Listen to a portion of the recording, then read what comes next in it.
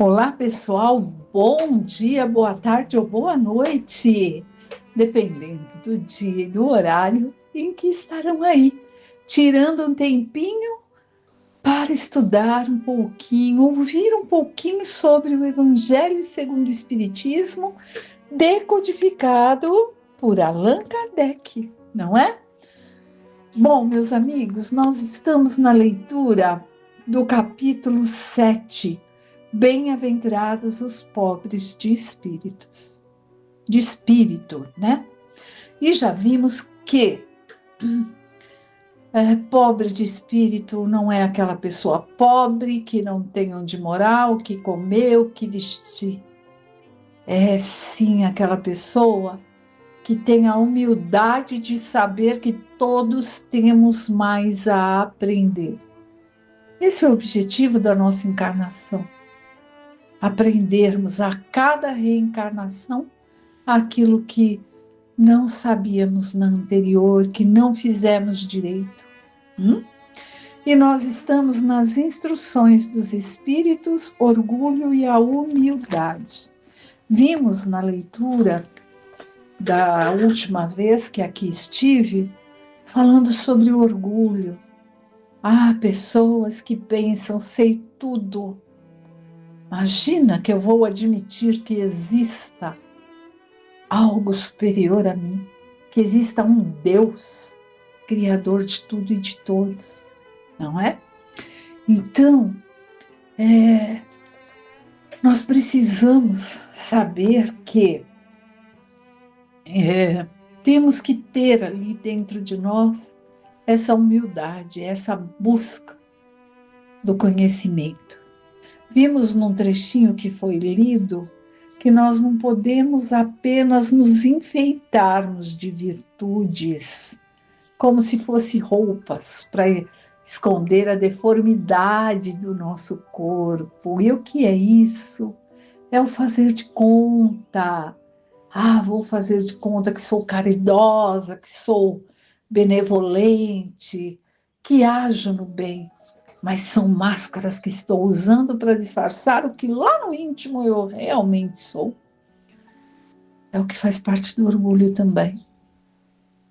Querer parecer aquilo que não é, só para que o outro o idolatre, né? Mas agora nós paramos num trechinho aqui, ó, que nós vamos ver, né? E vimos também que o orgulho é o adversário da humildade. Todo aquele que é orgulhoso acha que ser humilde e dizer que realmente tem algo a aprender é se rebaixar. E não é isso. Então vamos à leitura. Estamos aqui bem na página 96 e vamos começar aqui o segundo parágrafo. Rico, enquanto tu dormes sobre tetos dourados ao abrigo do frio, não pensas em milhares de irmãos teus iguais a ti, estirados na sarjeta? Não é teu irmão? Teu semelhante, o infeliz que passa fome? Sei que com estas palavras teu orgulho se revolta. Por quê? Aquele que é orgulhoso, será que ele quer ouvir isso? Não, ele não quer nem saber do que se trata, né? Então, é bem isso. É como se fosse assim, não quero saber, não me perturbe me mostrando isso. Concordarás em lhe dar uma esmola, mas nunca em lhe apertar fraternalmente a mão. O que, dirás tu? Eu, descendente de sangue nobre, poderoso da terra, serei igual a este miserável que se veste de trapos? Ilusória vaidade de pretensos filósofos. Se fôssemos iguais, por que Deus teria colocado tão baixo e a mim tão alto? É verdade que vossas roupas não se parecem em nada, mas se ambos ficassem sem elas, que diferença haveria entre vós? É isso. Nós somos iguais. nós podemos usar adornos ali, né? Que vão ali nos colocando de uma forma, de outra, mas nós somos todos iguais. Fomos criados à imagem e semelhança de Deus. E lá no nosso íntimo, nós precisamos entender isso.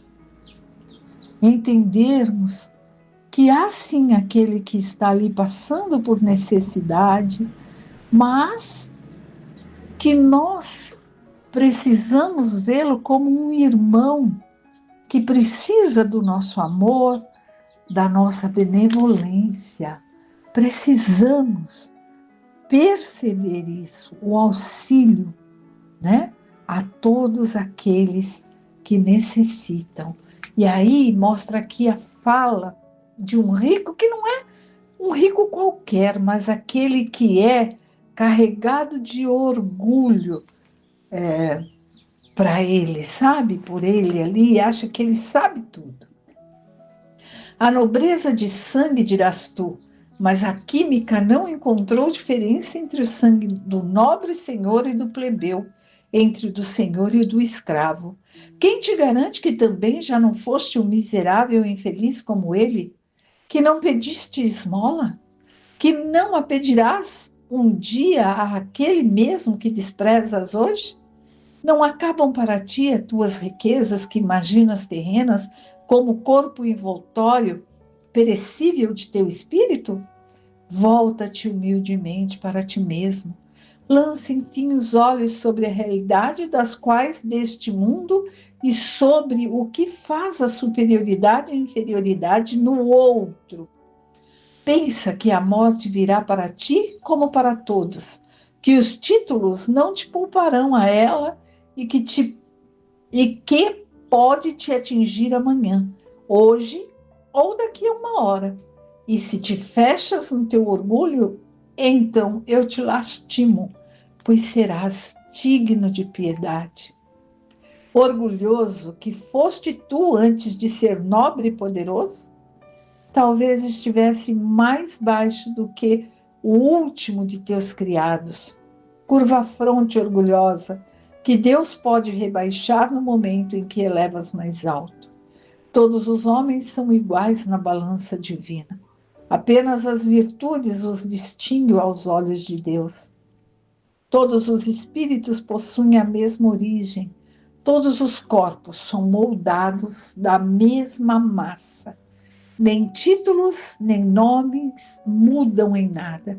Eles irão para o túmulo e não vos garantem a felicidade prometida aos eleitos. A caridade e a humildade, sim, são títulos de nobreza. É isso, a humildade e a caridade, que são os títulos de nobreza que podemos carregar ao lado da verdadeira vida, da vida do Espírito.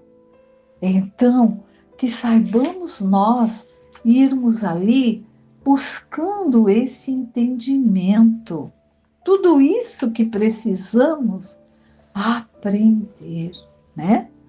Precisamos, temos que estar ali buscando pensar como somos, o que estamos fazendo. Tudo isso é muito importante para que nós saibamos realmente a dar valor a tudo aquilo que tem valor, e não as coisas ilusórias do mundo. Pobre criatura, és mãe, teus filhos sofrem. Estão com frio e com fome, e vais curvada sob o peso de tua cruz, humilhar-te para conseguir um pedaço de pão. Eu me inclino diante de ti, quanto és nobremente santa e grande aos meus olhos. Espera e ora. A felicidade ainda não é deste mundo. Aos pobres e oprimidos que confiam em Deus, Ele dá o reino dos céus. Aos pobres e oprimidos que confiam em Deus, Deus dá ali o reino dos céus. Mostra a grandeza daqueles que passam pelas provas com resignação, que se humilham para ajudar ali os próprios filhos, no caso da leitura, mas auxiliar aquele que precisa. E tu, que és moça, pobre criança devotada ao trabalho, às voltas com privações, por que esses pensamentos tristes? Por que chorar? Que tal que teu olhar se eleve, piedoso e sereno, em direção a Deus? Aos pequenos pássaros o Senhor dá o alimento. Tem confiança nele, que não te abandonará. O ruído das festas e dos prazeres do mundo faz bater teu coração. Gostarias também de enfeitar tua cabeça com flores e misturar-te aos felizes da terra. Dizes que poderias, como essas mulheres que vês passar, extravagantes e risonhas, ser rica também. Cala-te, criança. Se soubesses quantas lágrimas e dores sem conta estão escondidas sobre essas roupas bordadas, quantos lamentos são abafados sob o ruído dessa orquestra alegre, preferirias teu humilde retiro e tua pobreza.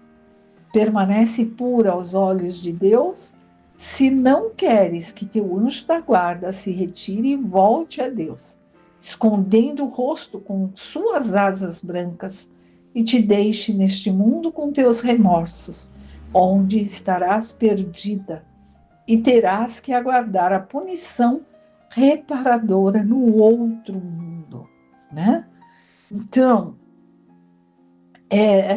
nos dá aqui o exemplo como se fosse uma jovem que vê e olha outras com um sorriso nos lábios, que podem tudo, que vão às festas, e ela ali trabalhando para o sustento da família e dela própria.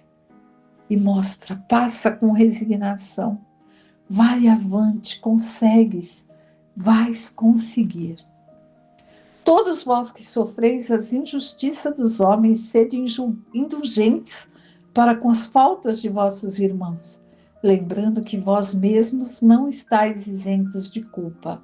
Sereis assim caridosos e humildes. Se sofreis pelas calúnias, curvai a fronte sob essa prova. Que vos importam as calúnias do mundo? Se vossa conduta é pura, Deus não pode vos recompensar? Suportar com coragem as humilhações dos homens é ser humilde e reconhecer que somente Deus é grande e poderoso. É termos um olhar de indulgência ao outro, sem julgarmos. É pensarmos o que nós faríamos se fosse nós que estivéssemos ali, né? Nós ali naquela situação. Meu Deus, será preciso que o Cristo venha uma segunda vez à Terra para ensinar aos homens as leis que eles esqueceram? Terá ainda de expulsar os mercadores do templo que desonram a tua casa, que deve ser somente um lugar de oração? Quem sabe? Homens, como outrora o renegaríeis, caso Deus vos concedesse essa graça, e o chamaríeis outra vez de maldito, porque atacaria o orgulho dos fariseus modernos. Talvez até o fizesseis recomeçar o caminho de Gólgota. Gólgota é o monte nos arredores de Jerusalém, onde Jesus foi crucificado. Quando Moisés subiu ao Monte Sinai para receber os mandamentos de Deus, o povo de Israel, entregue a si mesmo, abandonou o verdadeiro Deus. Homens e mulheres deram ouro e joias para fazer um ídolo que pudessem adorar. Vós, homens civilizados, procedeis como eles, pois o Cristo vos deixou sua doutrina e vos deu o exemplo de todas as virtudes. E vós abandonastes tudo, exemplos de ensinamentos. Cada um de vós, com suas paixões, constitui um Deus a seu gosto, para uns terrível e sanguinário, para outros desocupado em relação aos interesses do mundo. O Deus que fizestes é ainda o mesmo bezerro de ouro, que cada um adapta a seu gosto e às suas ideias. Então, mudou, né? A tecnologia, mas nós continuamos fazendo coisas diferentes, criando imagens para adorarmos, porque ainda a gente não conseguiu mudar a nossa essência. E lá no fundo é mais fácil, né? Falar, eu vou adorar, eu vou glorificar, eu vou cumprir rituais, eu vou isso, eu vou aquilo, do que nos mudarmos. Porque para fazer essa mudança, temos que ter boa vontade e esforço. Nos esforçarmos para sermos realmente humildes ali e não o orgulhoso, para termos ali o desapego, para termos empatia, amor, caridade com o próximo e conosco mesmo, porque às vezes nós somos tão, como direi, tão perversos, tão ignorantes no sentido não de xingamento, mas de ignorar, que não sabemos o que fazemos direito e agimos assim conosco mesmo. Então nós precisamos ter essa mudança e ter um bom olhar para conosco e vermos, precisamos sim mudar aqui e agora. Aos poucos que seja, mas é necessário, né? Então, meus amigos, que façamos aí essa reflexão e possamos pensar nesse item que é um tantinho longo, né? Das instruções dos espíritos, e que nós temos 2 espíritos que vêm aqui nos esclarecer sobre esse tema, bem-aventurados os pobres de espírito. E agora nós estamos vendo Orgulho e Humildade, Lacordaire, Constantina, de 1863. É bom sempre dar uma olhadinha, ver do que estamos falando, por quê? Que é tão atual que nós podemos pensar que é de hoje mesmo. Mas foi escrito lá há séculos, né? Mais de um século. E nós continuamos ali engatinhando. Mas que Deus nos dê, nos dias vindouros, a boa vontade, a coragem, a resignação e a certeza de que temos muito a aprendermos com tudo e com todos. E que saibamos ter o discernimento, discernir e aprender e nos perguntarmos: se Cristo me orientasse agora em relação a X questão, o que será que me diria? E aí sim, saberemos que nem sempre são as nossas vontades que são os ensinamentos do Cristo, mas aquilo que realmente condiz com as Escrituras. Bem, fiquem com Deus e até a próxima.